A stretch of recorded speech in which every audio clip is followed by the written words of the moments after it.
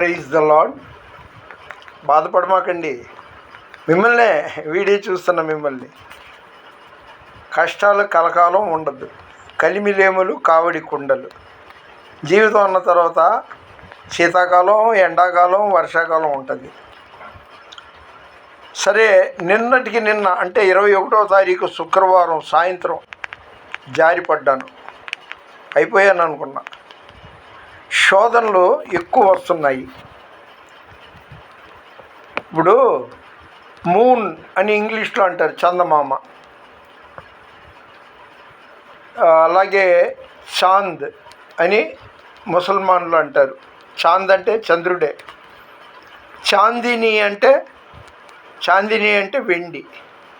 చాంద్ చందమామ, చాందిని అంటే వెండి.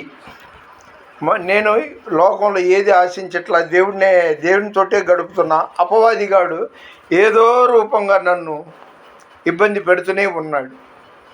అన్నట్టు ఈరోజు జూన్ 22వ తేదీ శనివారం 2024వ సంవత్సరం మధ్యాహ్నం 3:10 చిత్రీకరించడమైనది.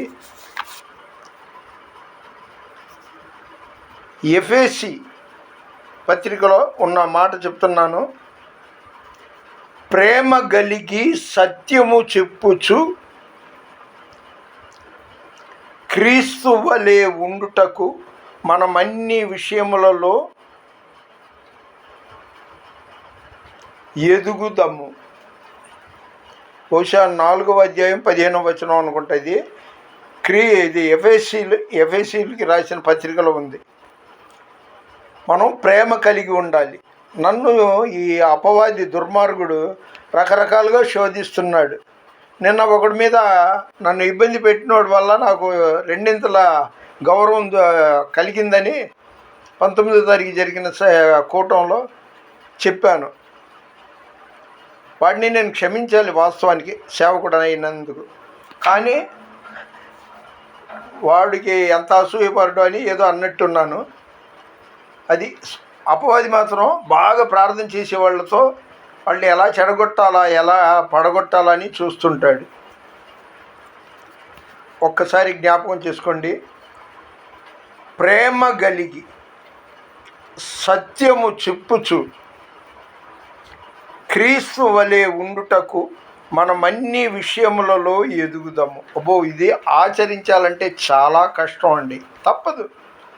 మన దేవాది దేవుడు మన కోసం సాక్షాత్ దేవుడే మనిషి రూపంగా భూమి మీదకి వచ్చినప్పుడు మనం ఆ మాత్రం చెయ్యలేమా? నేను ఈ మనిషి మహాభక్తురాలు. ఈ జూన్ నెల 13వ తేదీ నాకు ఒక ఊరిలో కనబడడం జరిగింది. ఎందుకంటున్నానంటే, నేను వెళ్తూ చాలామంది జనం ఉన్న చోట ఆమె చేతిలో బైబిల్ ఉండడం చూసి 20వ కీర్తన 4వ వచనం చెప్పాను. 1వ సమూయేలు 1వ అధ్యాయం 17వ వచనం చదవమన్నాను. అంతే. ఆమె నన్ను ఈ తరం ప్రవక్తగా, ఏలియా ప్రవక్తలాగా ఉన్నావు అన్నట్టుగా చెప్పింది. ఆ మాట నా హృదయంలో ఉండిపోయింది. అందుకని నేను ఆ తర్వాత ఫోన్లో 1-2 సార్లు ఈ ప్రార్థన విషయంలో నన్ను బలపరిచింది. కాబట్టి ఇక నుండి ఇన్ని శోధనల మధ్య చెప్తున్నా, ఇక నుండి ఈరోజు జూన్ 22వ తారీఖు శనివారం 2024వ సంవత్సరం మధ్యాహ్నం 3 గంటలకే ఎక్కువ ప్రార్థనలో నేను కొనసాగటానికి దేవుడు నాకు సహాయం చేయునుగాక. నాలాంటి వాళ్ళ కోసం మీరు కూడా ప్రార్థనాసక్తి, సేవాశక్తి, సేవ గురించి ఆసక్తి ఉన్నాను. అలాంటి వాడి కోసం మీరు ప్రార్థన చేస్తే మీరు ఎంతో దీవింపబడతారు. మన వెనుకట్లో దేవుడు ఈ కొన్ని మాటలు దీవించునుగాక.